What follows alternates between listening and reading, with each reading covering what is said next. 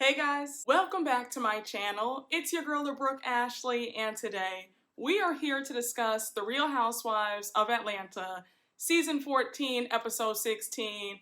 And first things first, I have to say that this episode was a 10 out of 10.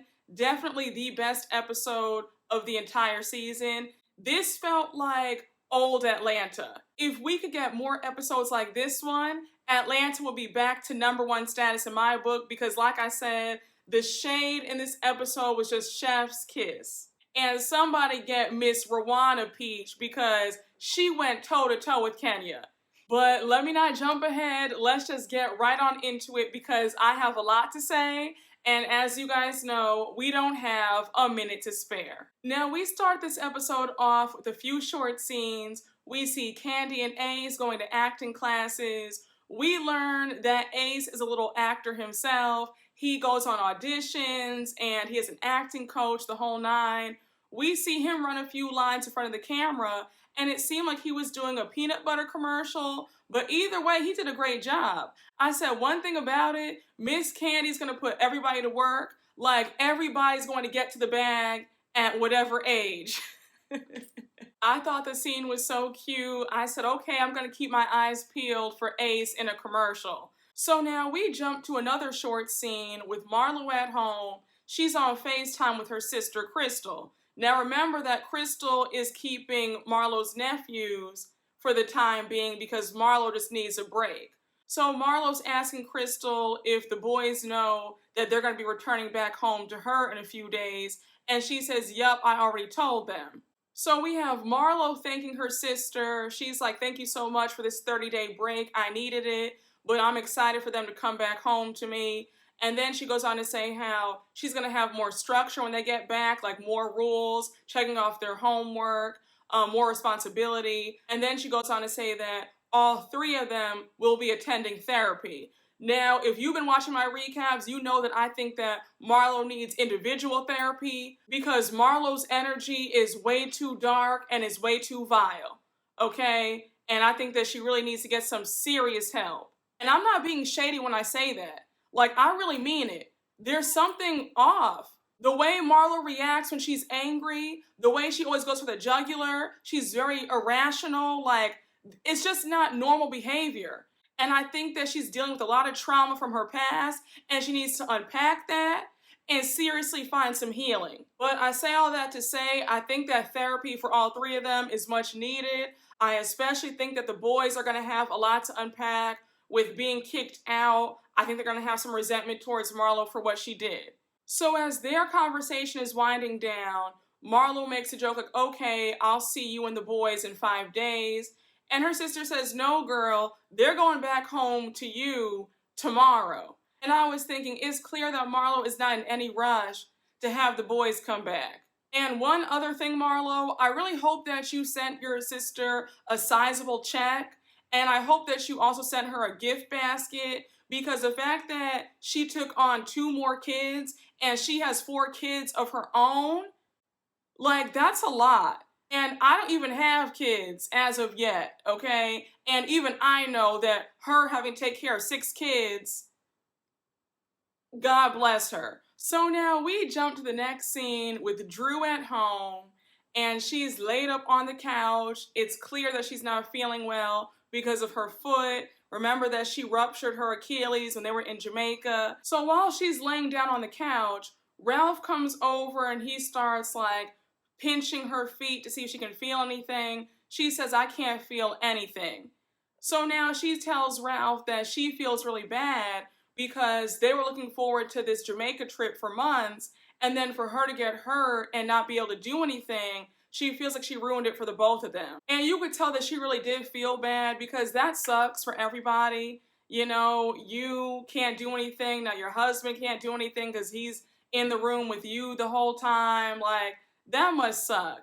And the fact that this happened all because she was being silly after she just got done racing Marlo, you know, it's one of those things where it's like, why did I do that? Like, if I hadn't have done that, I would be just fine. So now we learned that she had to go under anesthesia, she had to get a full repair, she's on all this pain medication, and she got 20 stitches. I was like, damn, So while her and Ralph are talking, we hear the doorbell ring, and surprise, surprise, Shereé is there. Now, did anybody notice that Shereé came over empty-handed? And I'm thinking, Shereé, I know you were raised a bit better than that, because you of all people should know that you don't come to anybody's house empty-handed. Come with a dessert, a bottle of wine, something. But anyhow, she arrives empty-handed because we know how Shereé rolls, good and cheap.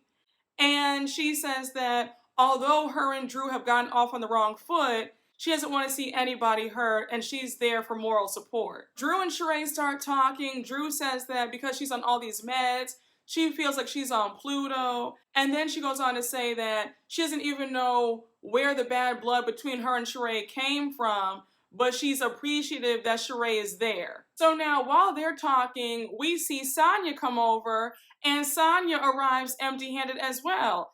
I was thinking, once again, if I'm going to somebody's house and if I know that they're hurt, I would come over and bring my friend something. There's no way I'm going to be coming to your house empty-handed, especially if you're sick, under the weather, you have an injury. I'm not going to show up empty-handed. But I guess I'm expecting too much from cheap people who can't even plan a decent party. But anyhow, Sonya's there. She gives Drew a big hug. She makes a joke and she's like, look at God. Your ruptured Achilles brought us all together. Because remember, earlier on in this season, Sonya and Drew were going at it. Now, mind you, Drew has her chef there, and her chef had a fabulous meal prepared because Drew said, oh, would you guys like a plate of food? And they were all like, sure, I'll take some salmon. And I mean, the chef made salmon, some pasta, some salad. Like, that food looked amazing.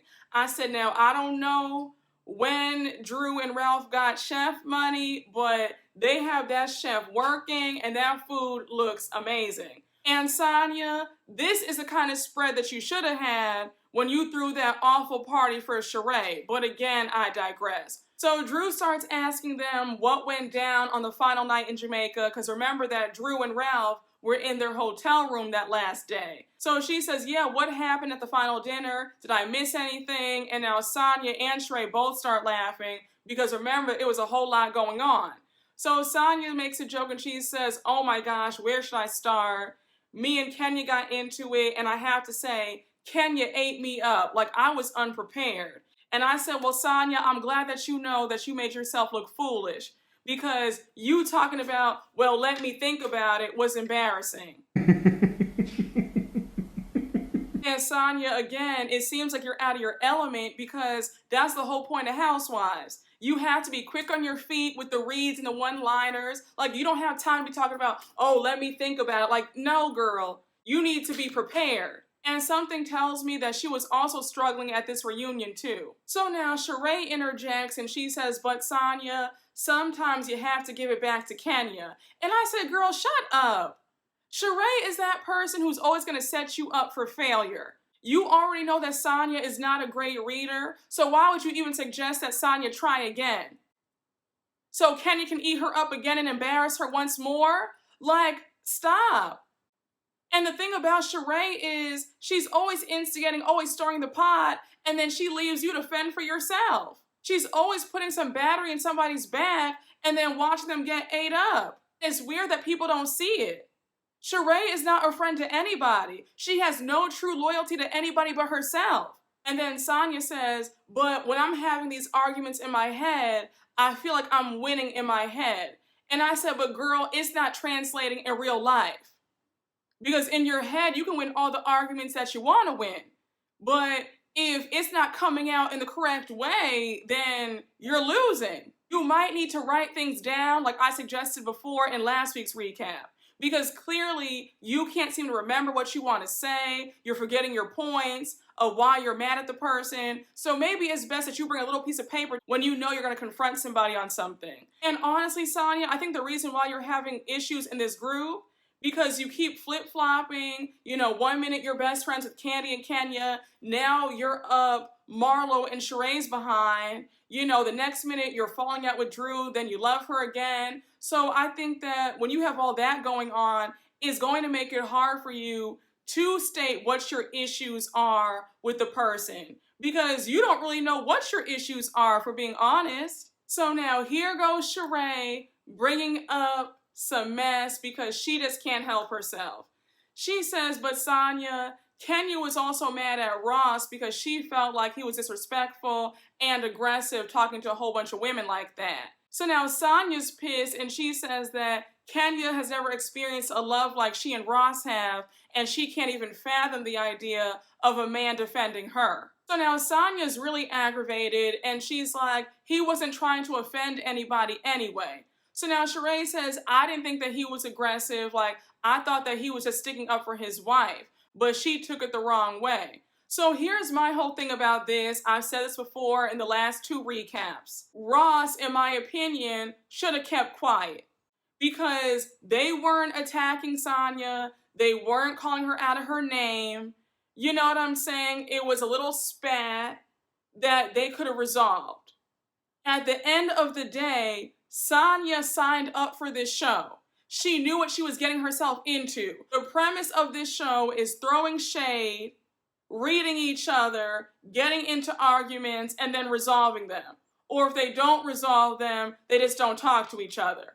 But this argument was not so bad where Ross had to step in and defend his wife. And if Sonya is that sensitive, then maybe this is not the show for her. And if Ross did feel so compelled to say anything, he could have just made a joke about like, okay, ladies, enough of this. Let's just enjoy dinner, and made a joke and then change the subject.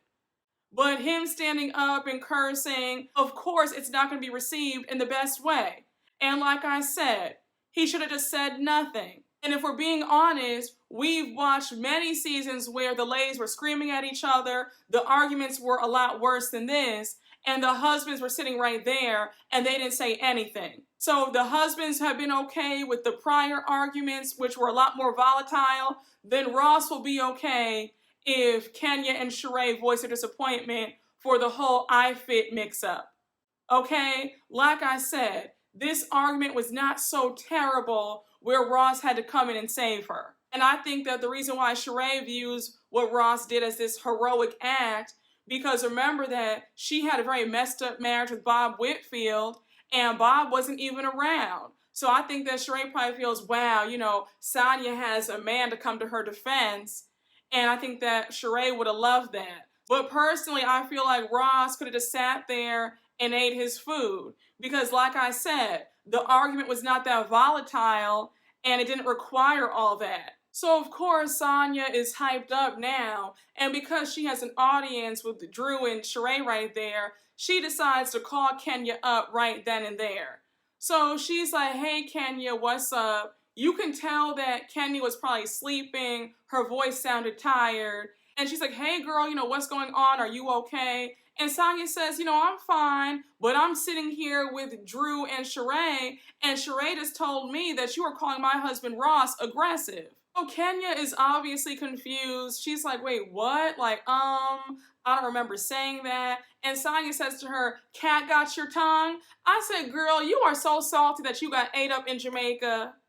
Like, you were dying to say that, weren't you? I said, not too much, Sonya, because every time you get into an argument with one of these women, we're always struggling to string a sentence together. So I said, again, girl, not too much. So Kenya says, look, I'm going to have to call you back when I wake up. So now Sonya's pissed and she says, look, Kenya, you were calling my husband aggressive, and you know exactly what it means when you call a black man aggressive. So now you have Sonya talking all this mess in her confessional, saying that Kenya needs to keep her husband's name out her mouth. I was like, here you go, doing way too much. All she said was she felt like your husband was aggressive. He was standing up, cursing at them, like she didn't like that. She has the right to voice her frustrations. So now Kenya keeps repeating that she does not remember using the word aggressive. And I was thinking, now, Kenya, you did say it. You said it when you guys were on the raft in Jamaica that you thought that he was being aggressive, okay? So I understand that you might not have remembered, but you did say it. So now Sonya hangs up the phone and she's like, okay, bye, bitch. And I was thinking, girl, was that necessary? Where was this energy when you were in Jamaica, face to face? Also, sis, if you're gonna call somebody out their name then say it with your chest. Stand 10 toes down in it. But hanging up the phone and then saying it under your breath, like, okay. Sonya wants to be this mean girl so bad, and it's like, sis, it's just not you. And that's okay. Be who you are. You not fab like that to be doing all of that. Learn your place, earn your spot.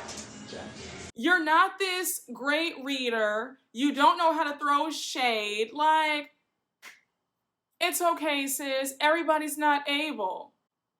You know, but you're trying to be all big and bad talking about bye, bitch. It's like, okay, would you say that to her face? No, you wouldn't. Sonya, in my opinion, has been one of the biggest disappointments, and I don't need to see her back for season 15. Just my humble opinion. I was screaming because with all those theatrics that Sonya was doing, Drew was sound asleep, okay? Those pain meds took her right out.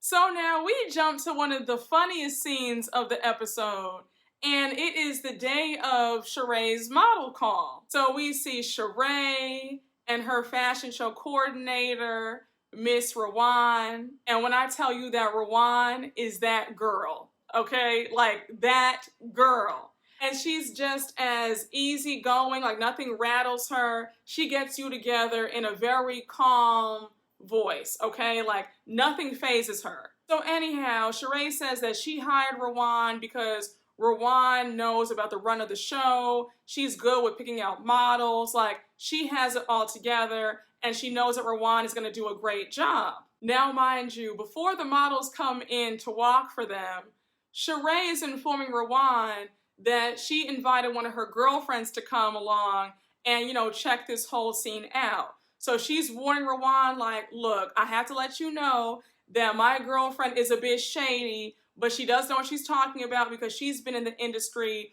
for a long time. So we see Miss Kenya arrive. She's in good spirits, but she says in her confessional that she's annoyed that Shereé opened her mouth and told Sonya what she said. She would have rather had that conversation with Sonya one-on-one, and she says it's typical bone collector behavior, but today she's here to support Shereé. Now, Kenya, you already know how Shereé is. Shereé is not to be trusted. Shereé is not a friend. So now you have Shereé introducing Rowan and Kenya goes on to ask, can you please tell me why Shereé did not have me post this model call out to my folks on Instagram, because I would have had thousands of people wrapped around the block to be here. Like, that's a very small group of people that you have waiting outside, and you need as many models as possible. So now Rowan says that Shereé wanted to keep it on the down low, and how, don't worry, it's going to be figured out. And I was thinking, that's the dumbest thing I ever heard. Shereé knows that she needs about 20 models for her show, so why would she only keep it to a small group of people?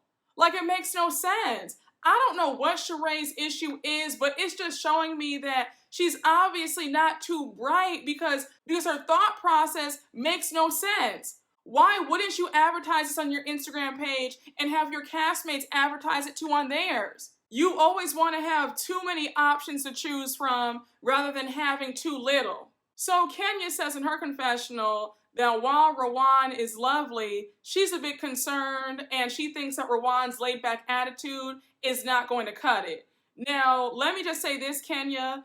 Everybody works differently, and just because somebody's laid back and doesn't get all stressed out and frazzled doesn't mean that they don't know what they're doing. Like, I notice that people want you to be like, oh my gosh, like stressed out. And it's like, no. You can get a lot of work done without being super stressed. Because when you're frazzled like that, one, it helps nobody, and two, all that energy does is freak everybody else out. So it doesn't help anybody. I think it's great that Rowan is very laid back. That's how you should be. And also, you think a lot clearer when you have a more laid back headspace. When you're all frazzled and nervous and you're like this, you can't even think straight. So now Kenya starts giving Shereé a very tough love-ish pep talk, if you want to call it that. And she's like, Shereé, this is your coming out party. Like, you need to do it right. You seem overwhelmed. Like, what's going on? We're here to help you. So now Kenya turns her attention to Rowan, and she's like, but why are we facing this way if we need to see the models walk? Like, we should be facing over here. So Rowan says, well, this is how I usually am seated when I'm having a model call. So Kenya says, this is the wrong way because the runway would be right here. Why are we sitting right here? We need to be sitting right there. So Rowan says, okay, girl, you know what? I'll change the chairs, okay? I'll have us seated the way you want to. So mind you, Shereé is like, oh my gosh, Kenya, like, please stop. Like, girl, enough already. Now, here's my thing, Kenya. I understand that you've been in the business as well and that you want things to go right for Shereé. That's great. But you have to let people do their jobs. If Rowan knows what she's talking about, if that's how she normally sits when she's looking at the models, then just go with it. I don't think that it's right that this is a woman who is being paid to do her job, and you're pretty much telling her that she's not doing it the right way. I thought it was a bit much, and I thought that Kenya's delivery was a bit harsh.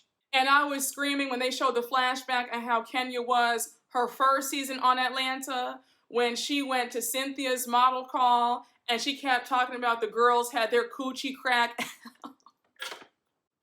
That was such a mess. So while Rowan is rearranging the seating, Kenya says, okay, so we need some real models, by the way. So now you have Rowan in the background, and she's like, well, we would need to have a budget to have real models. So now Sheree's like, well, damn, what do you mean by that, Rowan? And I was thinking, Shereé, don't get upset at Rowan telling the truth. You're cheap. So Rowan is breaking down the prices of how much it will be for Shereé to have some real models from actual agencies in Atlanta.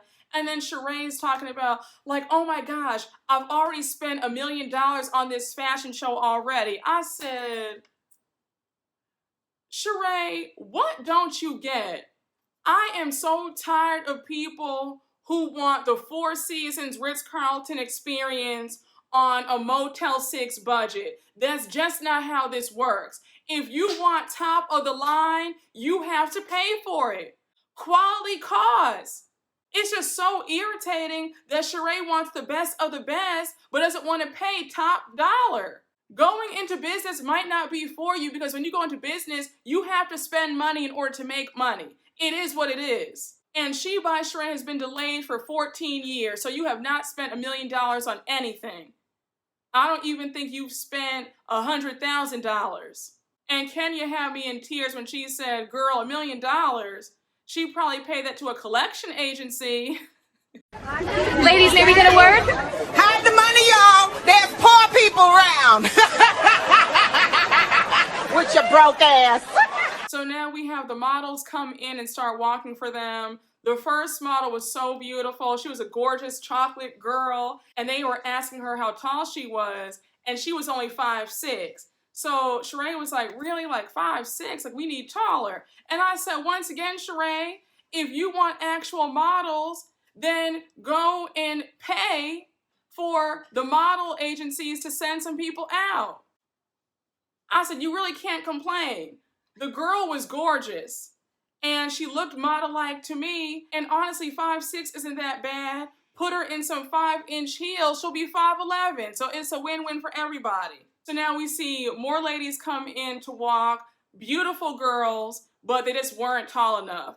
We had some ladies who were 5'4", some were 5'5", and then Shereé was like, oh my gosh, y'all keep getting shorter and shorter. And I said, once again, you cannot complain when you do not want to shell out money. So anyhow, I think Kenya really liked one of the women who came in, and she was asking for her information, and she said, oh, why isn't your info on the headshot? So Rowan says, well, I don't do it that way. Like, I already have her information. So Kenya interrupts and says, well, I want her information. And she has the girl, write her information on the back. So Rowan obviously felt a type of way about it, and her and Kenya go back and forth. And Kenya says, well, I have her information now, and I feel a lot better about it. So Rowan says, well, I'm glad you're happy. So Kenya says, I am very happy, thank you. So now Rowan claps back and says, confetti. Please put it on there, thank you. No problem. Yeah, it makes me feel better. I'm happy for you. I'm happy for me too. Confetti. I could not stop laughing, y'all, RHOA obviously was not here for Kenya's antics. She was letting Kenya know, like, I'm not the one or the two. And it was clear that RHOA did not mind going back and forth with Kenya. She was letting Kenya have it in the driest way. I said, now that's how you do it. When you get under somebody's skin and you don't raise your voice, you're not cursing, you're just very dry, very even keel, like, okay, girl, you know, we can do this all day. I'm not going to break a sweat. This is light work.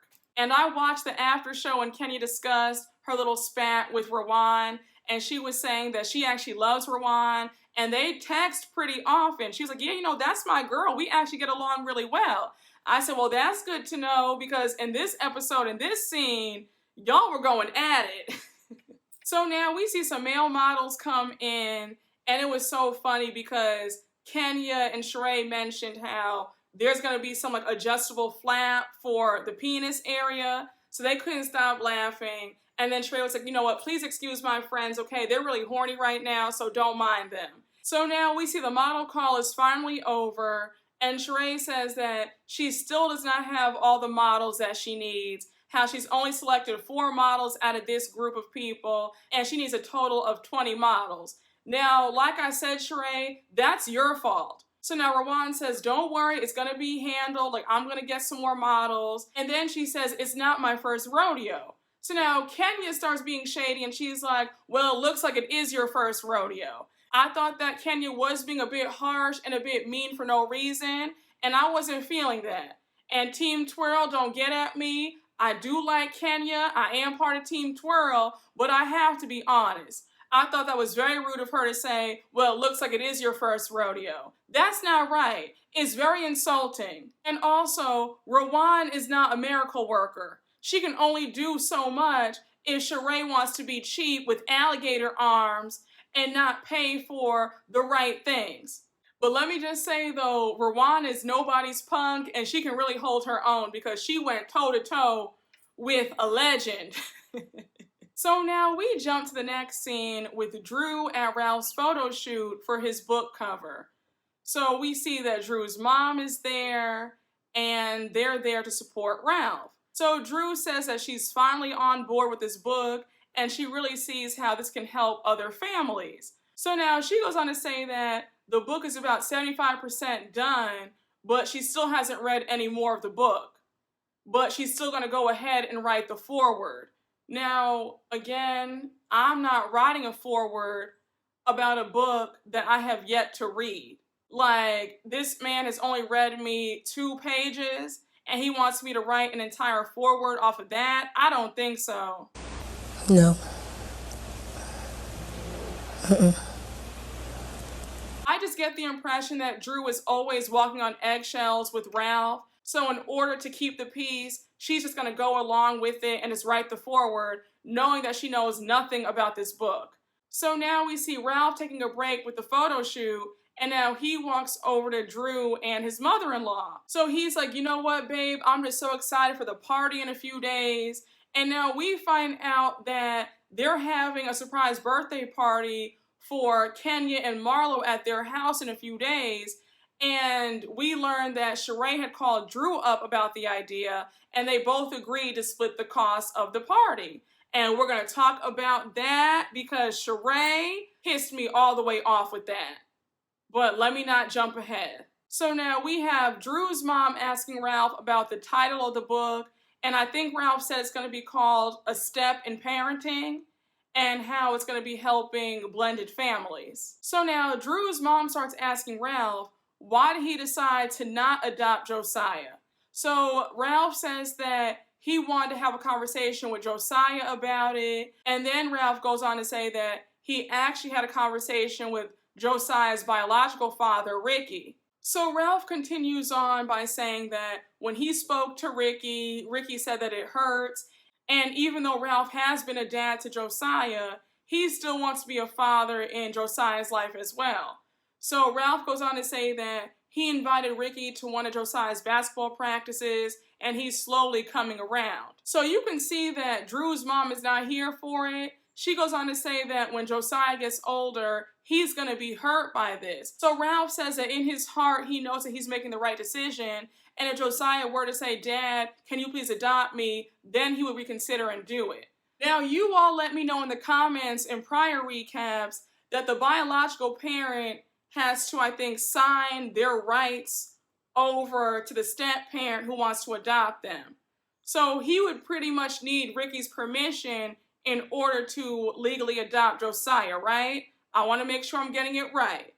But if that's the case, then Ralph just might not be able to legally adopt Josiah if Ricky does not sign off on it. But with all that being said, you can see that Drew is still disappointed, and while she says that she respects Ralph's decision, she does hope that it will change in the future. But like I've said, y'all, I think when it comes to their marriage, I think that it's a whole lot of Drew walking on eggshells, and she doesn't want to upset him. So whatever Ralph says goes. So now we cut to a short scene with Marlo at home, and her nephews are finally back with her, and she is just so happy. So we see the youngest nephew, I think, wait, which one is Michael, which one is William? But it was the younger nephew doing his homework with the assistant. So he's doing his homework, then we see the older nephew walk in, he's happy to be back. And so Marlo says how they used to hate taking showers, but when they got back to her place, they both took hour-long showers. So then she's asking them, do they know what they have to do in order to get their phones back? And they say, you know, work hard in school, listen, do their chores. And she says exactly. So now we see Marlo ask the older nephew how it feels to be back. And he says, you know, it feels different. It doesn't feel the same. Like, it's nice having my own bed again. And it's also nice taking a shower in a clean bathroom. And I don't know if it was just me, but it just felt kind of shady and kind of mean, because you're low-key exposing that your other aunt, you know, doesn't live in the best of conditions. Y'all know how to spray some cleaner and put some Ajax in the tub and clean the bathroom and make it nice. You know what I'm saying? Like, you did live there for 30 days. You could have pitched in and helped clean up. But the boys are back at Marlo's. They're happy to be there. She seems happy that they're back, and we're going to see how this goes. So we jump to the next scene, and it is the day of Marlo and Kenya's joint surprise birthday party at Drew and Ralph's house. Now, let me tell you something. Drew, you did that. The decorations were fabulous, the balloons, the fresh flowers. You had your chef there, the DJ, the bar. I love it. I love it. Sonia, take notes, because this is what Sheree's surprise birthday party should have looked like at your house. So Drew is checking on everything, and she's like, Shereé is late. She was supposed to be here an hour ago. So we finally see Shereé pull up. She's like an hour and 5 minutes late. And of course, when she comes in, she's making all these excuses. She's like, you know, I've been putting out fires all day, getting ready for my fashion show. It's just been so much. And it's like, Shereé, spare me with the excuses. You made a commitment. This was your idea to have this party for Marlo and Kenya. So you should have been on time. So Drew says, no worries. I'm glad you're here now. You know that my foot is broken, so I need you to step up as the co-host. Like, I need you to really just give it all you have. And by the way, here's the invoice. So Sheree's half was only $1,300. It was $1,350 to be exact. So here goes Shereé running out on the bill yet again. She's talking about, well, since I wasn't here to give my input on things, I'm only going to give you 1/4 of the invoice. It was like, Shereé, it's only $1,300. This should not be that much to you. Like, this is ridiculous. I was getting so angry, like, girl, what's your problem? And when she was like, I wouldn't have done half this stuff, like all these balloons, the bartender, the DJ, like, you know, I wouldn't have done that. And it's like, but Shereé, you were just dogging out Sonia for how she didn't spend any money at your party. So, of course, Drew is going to do it the right way. Had Drew only had Party City balloons and some store-bought food, you would have been saying, wow, Drew, like, you know, I would have given you some money to, you know, really throw a party. You would have been dragging Drew had she skimped out and been cheap. I don't understand what your problem is. Pay the money. It's only $1,300. Like, it's just so aggravating. You claim to be this rich woman. $1,350 should be nothing to you. And I was watching the after show, and Drew said that she still has not received a dime from you. Like, that's a damn shame that you're okay with this sort of reputation of being a cheapskate and always trying to run out on the bill. You didn't want to pay your contractors. You don't want to pay your assistants. It took you 11 years to build Chateau Shereé. The same way that you don't want to work for free, other people don't work for free either. Pay up. And Shereé, Drew actually gave you a discount because when you posted up the invoice on Twitter like a fool, it was $33.80. And if it's $33.80, then that means that you're really owed $16.90. And the fact that Drew said, girl, it's okay, just pay me $13.50, she actually knocked off a few hundred. Me personally, I cannot stand cheap people. It is a huge pet peeve of mine. If you are cheap, please stay away from me. I don't do cheap folks. I like to spend money. I like to have a good time on experiences. Like, if I have it, I'm going to spend it. I don't like all that nickel and diming. People have alligator arms and the bill comes. I don't like that. And I especially can't stand people who are cheap and actually claim to have some money. It's like, what are you doing? I could never. Like, I'm sorry. It just shows a lack of character to me when you can cheat somebody out of money, when you're cheap. Like, there's just something wrong. I don't want to associate with anybody cheap. And what really got me was the fact that this was Sheree's idea. How do you not want to pay for your idea? You're the one who said that you wanted to throw this joint birthday party, you would pay half. It's just craziness. And then when Shereé said, well, I'm going to deduct the champagne that I bought and the cake, it was like, you know what, girl, you obviously have some money issues for you to be so cheap because, you know what, like, get out of my house. I would have kicked her out, honestly. I said all this over $13.50. $13.50 is a pair of Christian Louboutins. You have Louboutins in your closet, right? But let me get off of that because we'll stay on this topic forever, but I cannot stand cheap people. And another reason why I can't stand Shereé. But Drew, let this be a lesson. Don't you ever plan another party with Shereé Whitfield. So Drew let Shereé know that she reached out to Marlo's friends from Florida and she invited them to come, and how she reached out to Kenya's cousin and she's going to show up too. So now Sheree's like, okay, cool, sounds good. So now all of a sudden we see Shereé on the phone with one of her friends, and we find out that Shereé has outsourced some work to some designer in LA, and some of the pieces aren't complete yet, and her friend is telling her the news, and so Shereé is really stressed out.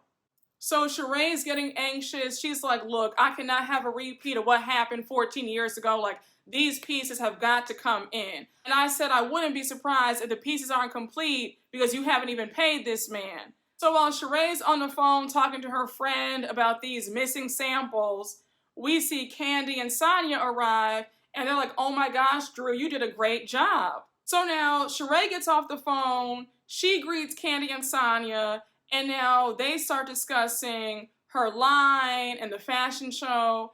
And of course, Shereé has all these excuses. She's like, yeah, so some of my samples are in Alaska right now, and I'm waiting on them. And when I tell you that Candy was not here for it at all, she was like, okay, girl, Alaska, really? Like, come up with a better excuse. Shereé has more stories than a damn comic book. It just seems like Shereé is committed to making bad choices. Like, choices that just make no sense. So now we see Manetta arrive, then we see Marlo's friends from Florida arrive, and then we see Kenya's cousin Shay arrive. Now when Marlo's friends came, I was like, oh, I'm shocked that Marlo has friends. I thought all her friends were sales associates or assistants. I didn't know that she actually had friends, but I said, oh, I guess she does. Now I was screaming because Kenya and Marlo actually arrived at the same exact time. And Kenya was so irritated. She was like, why am I being haunted by this beast? And since she was walking ahead of Marlo, she just closed the door right in Marlo's face. I was thinking, yeah, I don't know why you guys thought that it was a great idea to throw a joint birthday party for two people who hate each other. So since Kenya and Marlo are both there, everybody jumps out to surprise them, and they're both happy and surprised. And then we see Kenya say in her confessional that while it's nice and all, she would prefer for this party to be all about her, but she'll take it. And then Marlo says that she sees her friends from St. Petersburg, Florida, so nobody can mess up her night, not even Kenya. So now everybody walks over to the table to eat, and Shereé says, look, me and Drew thought that it would be nice to get you guys together so that you guys can settle your differences, because if me and Drew can get along and be friends, then there's hope for you guys. So now we see Marlo's best friend Shantae get up to give a speech, and she's giving a nice toast to Marlo, how Marlo's been a great friend to her, she's like a mom to her, and then she says, and I always tell Marlo, stop fighting with Kenya. So now they all start laughing, Kenya's laughing, and now Shantae says, I want to wish you guys a happy birthday, and here's a toast to the both of y'all. So now we see dinner being served, and when I tell you that Drew's chef did that, she had made lamb chops, chicken, smoked Gouda mac and cheese. I said, that's how you do it. Drew, once again, you get an A+.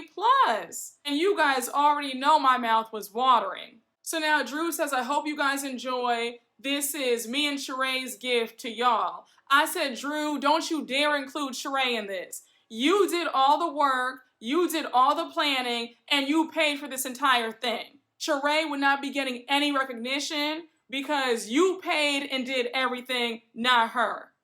She didn't contribute one dime. So no, I would say this is my gift to the both of y'all. Then Drew goes on to say that she's tired of seeing Marlo and Kenya fight, and she wants them to get over it. So Marlo says, girl, I am so over it. And Kenya says, I'm over it too. So Kenya says, look, when I first met Marlo, I liked her a lot. I thought that she was a great friend, very fun.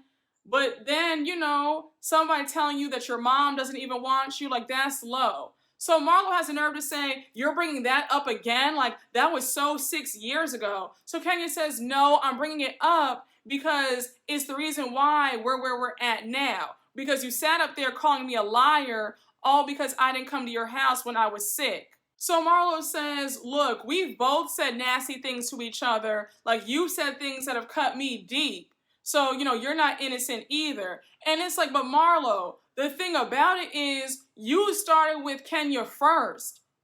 And Kenya clapped back. You can't be upset with the fact that Kenya is a better reader than you. You started it, Kenya finished it, and it is what it is. And you could see that they were going to start arguing again. So Drew was like, okay, guys, enough. Like, mom, come over here and pray over this food, please. So now you have Drew's mom come over to say the grace, and now they can start eating. So, child, as they're eating, Drew and Shereé say, okay, guys, it's time to play a game, and the game is called Below the Belt, where we give you guys a scenario, and you tell us how you would respond. So Drew reads the first scenario, and it says, how would you feel if a woman in your friend group said that your husband was aggressive towards women? So obviously, this question is directed towards Sonya because of what Ross said in Jamaica. So of course, Sonya gets up, she's so dramatic. So now she's doing the most, talking about, I would say, you wish you had a man like that. It was like, okay, Sonya. So now Drew reads the next scenario, and it reads, what would you do if a friend offered to go half on a party with you, and then they run off on the bill? So Candy and everybody else are like, hell no, like, what? And so Shereé says, I have a fashion show to pay for. And I said, once again, Shereé, you're not the only one who has bills. I can't stand people who feel like their bills are more important than yours. Like, we all have bills. And that's not an excuse. If you made an agreement that you were going to pay half, then own up and pay half. And Shereé, you're not embarrassed that everybody knows in the group that you don't like to pay people? Why would you even want to have that reputation? Like, it's embarrassing. I'd rather eat a jean jacket before I sat up there and try to cheat somebody out of a bill. And also, I'm not even the type where you have to ask me for my half. Like, I'm already saying, hey, what was it, so I can give it to you immediately? I'm going to zell it to you, Venmo, Cashapp, whatever you want. And when you put that energy out in the world, you get it right back.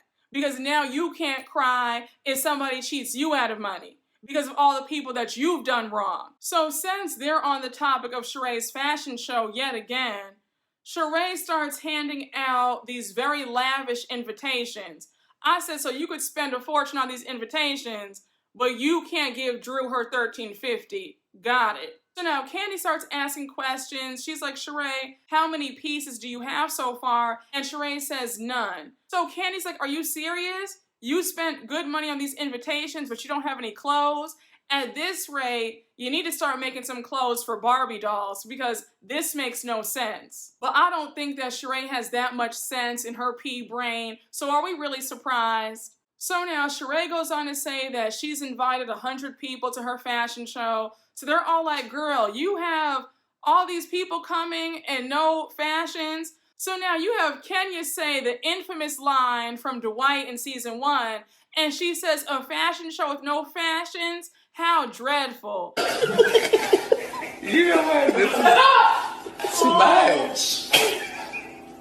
So when I tell you I was on the floor, everybody at the table was laughing, and even Shereé had to laugh.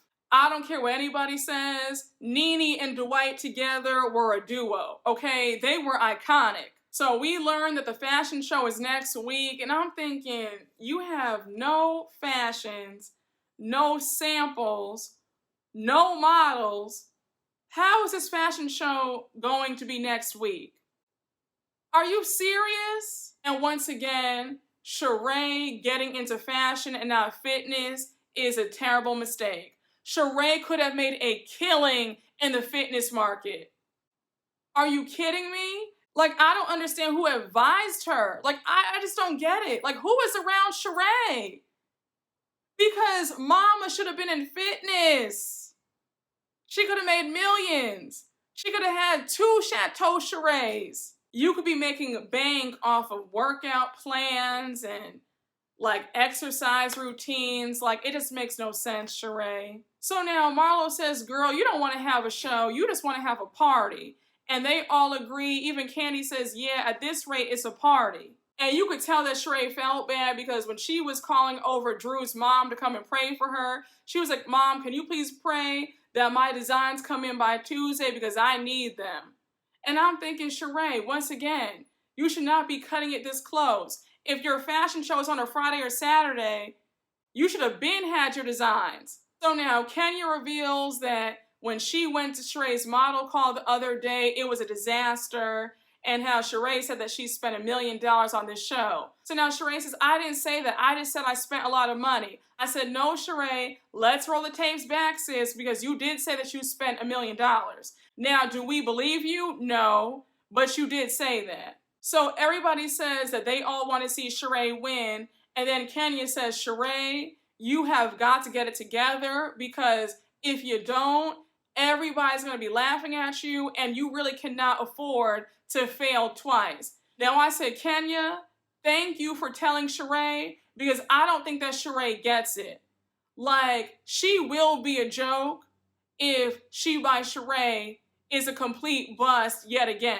Because it's embarrassing that 14 years later, we haven't gotten anything. I was even selling merch last year. I had coffee mugs. I was able to do that in a short amount of time. And it's like, Shereé, you have a huge platform. Why haven't you been able to get your line off the ground? It's just crazy. If YouTubers can do it, then surely you can do it, sis. So I don't know what's going on. And a quick side note, I actually do still have a few coffee mugs left on my shop too. I have the link down in the description, but a few of you guys have asked for merch. And yeah, a lot of you guys are new subscribers, so I have a few left, limited edition, so yeah. Shereé, what's your excuse? So we now get to the last scene of the episode, and we see Shereé at a coffee shop, and she is meeting up with none other than Apollo. And we all remember Apollo. He is the ex-husband of Phaedra Parks. So anyhow, we see Apollo jump out of this brand new Rolls Royce. I said, now, gorgeous car, but I'll bet money that that's a rental. Because I don't remember ever knowing exactly what Apollo did for a living. Phaedra didn't know what he did for a living. He was pretty much living off of her. So I don't believe for a minute that Apollo now has Rolls Royce money. But again, I digress. So we learned that Shereé and Apollo have always had this friendship, and they lost contact when he went to prison. But now, you know, he's out of prison now, and they're friends. I was thinking, that's kind of weird. Like, you're not friends with Phaedra, but you're friends with her ex-husband. A little bit strange, but again, nothing that Shereé does make sense, so why am I surprised at this point? So anyhow, he sits down to join her for some coffee. They start talking.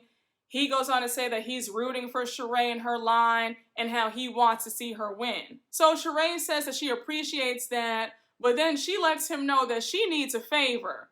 So she goes on to ask Apollo if he wouldn't mind walking in her fashion show.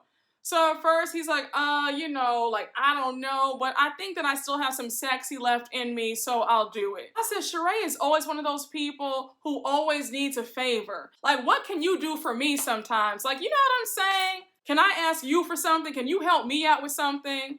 My goodness. So now Shereé starts asking Apollo how he's been doing. Apollo says that he's been good. He's been out for 2 years, but it really hit home for him that Phaedra pretty much left him to die. So he goes on to say that she wasn't there for his sentencing and how she wouldn't let the kids see him, and pretty much she just wasn't there for him. Now I said, Apollo, miss me with this sob story, and while Phaedra was never my favorite, I never liked Phaedra, I thought she had a nasty attitude, I will say that you were not a good husband to her, because I remember Phaedra revealed that you were always going to strip clubs, and I think that she hinted at you cheating, but she let it be known that you were not a good husband, and you were never home. So why would you expect for her to have your back? So since they're on the topic of prison, Shereé brings up Tyrone, how they were in a full-blown relationship for 6 years, and how he pretty much switched up on her once he got out. So Apollo says, yeah, I know Tyrone. I saw him in jail a few times, and he was telling me how you were his girl, and I didn't believe him. So Shereé says, nope, he wasn't lying. It's true. Like, I was actually with him. I fell in love with him, and I really thought that I would spend the rest of my life with this man. So now Apollo starts laughing, and he says, he must have put it down real good on the phone to have you believing that. So now Shereé tells a story of how Tyrone stood her up in Philly a few months ago and how she was pretty much ghosted. He didn't call, he didn't text, nothing. So now Apollo puts Shereé up on game, and he's like, yeah, I would see this all the time in prison, where a man would be talking to one lady on the phone saying how much he loves her. Then he'd have different women coming in to visit him. And, you know, he's saying all this stuff, like promising you this life together once he gets out. And then once he's free, it's a different story. And I was thinking, I'm just surprised that people don't know this.